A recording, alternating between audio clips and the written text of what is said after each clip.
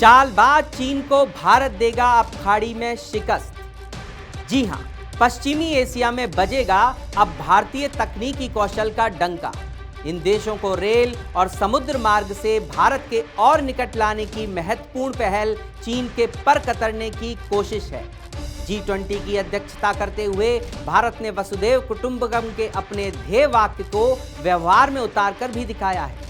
भारत की सफल कूटनीति की वजह से ही आज दुनिया की G5 की ताकतें और संयुक्त राष्ट्र की सुरक्षा परिषद भारत के प्रस्तावों पर कान देने लगी है। राष्ट्र का हित सर्वोपरि रखते हुए दुनिया के सामने उपस्थित चुनौतियों से सीधे टकराने की भारत सरकार की आक्रामक नीति अपना असर दिखा रही है। नमस्कार, मैं संदीप मिश्रा। आज आपको बताऊंगा भारत की कूटनीति की वो बातें जो बताएगी कि चालबाज चीन को भारत खाड़ी में किस तरह से पटखनी देने वाला है और प्रधानमंत्री नरेंद्र मोदी किस तरह ग्लोबल लीडर के तौर पर अपनी छाप छोड़ रहे हैं। भारत की कूटनीति का आज दुनिया लोहा मान रही है, तो इसके पीछे उचित कारण भी हैं। अंतर्राष्ट्रीय मंचों पर भारत की सलाह को ही प्रमुखता से सुना जाने लगा है। भारत की कूटनीति की एक झलक पिछले दिनों पश्चिमी एशिया में दिखाई दी। भारत के राष्ट्रीय सुरक्षा सलाहकार अजीत डोभाल गत 8 मई को सऊदी अरब में थे। वहां उन्होंने अमेरिका, सऊदी अरब और यूएई के राष्ट्रीय सुरक्षा सलाहकारों के साथ एक विशेष मुद्दे पर वार्ता की। चारों के बीच जिस विषय पर बात हुई है वह न सिर्फ इसमें शामिल उक्त 4 देशों में आपसी व्यापारिक सुगमता की दृष्टि से महत्वपूर्ण है, बल्कि ये भारत की दृष्टि से एक रणनीतिक कामयाबी की ओर भी संकेत करता है।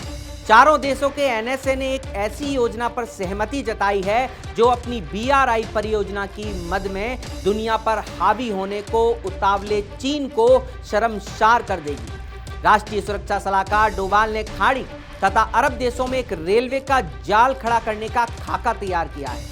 जानकारी के अनुसार एनएसए अजीत डोभाल ने पश्चिमी एशिया में भारतीय दक्षता का डंका बजाते हुए सऊदी अरब और यूएई को रेल संजाल के माध्यम से आपस में जोड़ने तथा इलाके को समुद्री गलियारों के जरिए दक्षिण एशिया से जोड़ने की तैयारी की है। बताया गया है कि उक्त प्रस्ताव को तैयार करने में अमेरिका की भी बड़ी भूमिका है। अब भारत के एनएसए के प्रयासों और प्रधानमंत्री नरेंद्र मोदी के वैश्विक नेताओं से संपर्कों की वजह से चीन के लिए खाड़ी की राह उतनी आसान नहीं रहने वाली है। सऊदी अरब और यूएई पश्चिमी एशिया में अपना खास प्रभाव रखते हैं। वे जानते हैं कि चीन अपने यहाँ सिक्यांग में उइगर मुस्लिमों का कितना उत्पीड़न कर रहा है। ऐसे में BRI की काट करने वाली रेल परियोजना अरब जगत में भारत की तकनीकी मेधा का परचम जरूर लहराएगी। यह प्रधानमंत्री नरेंद्र मोदी का एक बड़ा प्रयास है।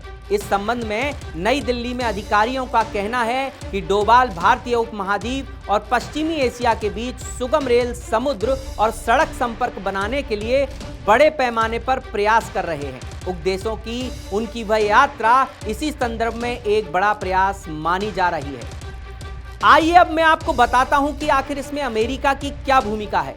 दरअसल अमेरिका की नजर से भी यह परियोजना काफी महत्वपूर्ण है। शायद इसीलिए सबसे पहले अमेरिका की न्यूज वेबसाइट एक्सियोस ने इसकी जानकारी जारी की।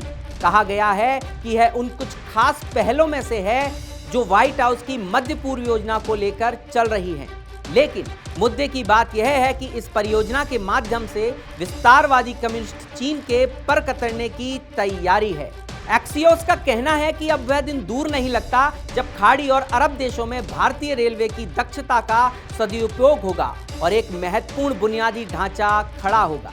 माना जा रहा है कि भारत मध्य पूर्व के बंदरगाहों से नौवहन मार्गों के जरिए संपर्क में बना रहेगा। सूत्रों के अनुसार भारत खुद इस परियोजना में हिस्सेदारी को बहुत महत्व दे रहा है। इसकी वजह यह है कि इस काम से भारत के कई रणनीतिक उद्देश्य पूरे हो जाएंगे। नई दिल्ली जिसे मिशन क्रीप योजना के तौर पर जानती है, वह और कुछ नहीं बीजिंग की पश्चिमी एशियाई देशों में अपना राजनीतिक रसूख बढ़ाने की कवायद है।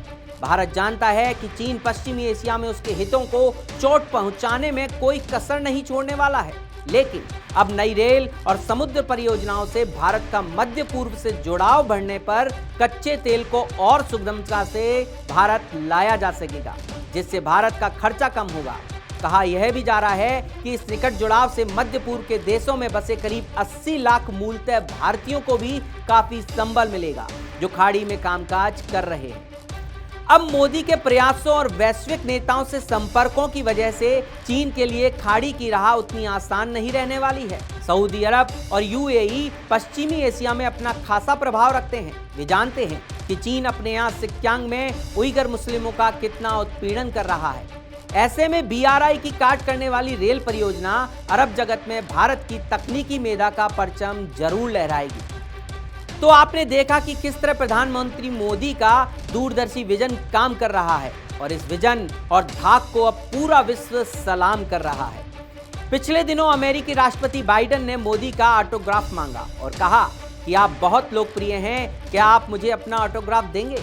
यह बहुत बड़ी बात है और इसके कई सियासी मायने भी हैं। इसी तरह कुछ देशों के प्रमुखों का मोदी के आदर में उनका चरण स्पर्श करना ये बताता है कि आज प्रधानमंत्री नरेंद्र मोदी के प्रयासों से भारत विश्व गुरु बनने की ओर तेजी से अग्रसर है और यह दिन हमारे लिए बहुत ही गर्व का दिन है। तो आज के लिए बस इतना ही। कल फिर मिलेंगे सियासत के नए राज के साथ, राजकाज की बात के साथ। नमस्कार।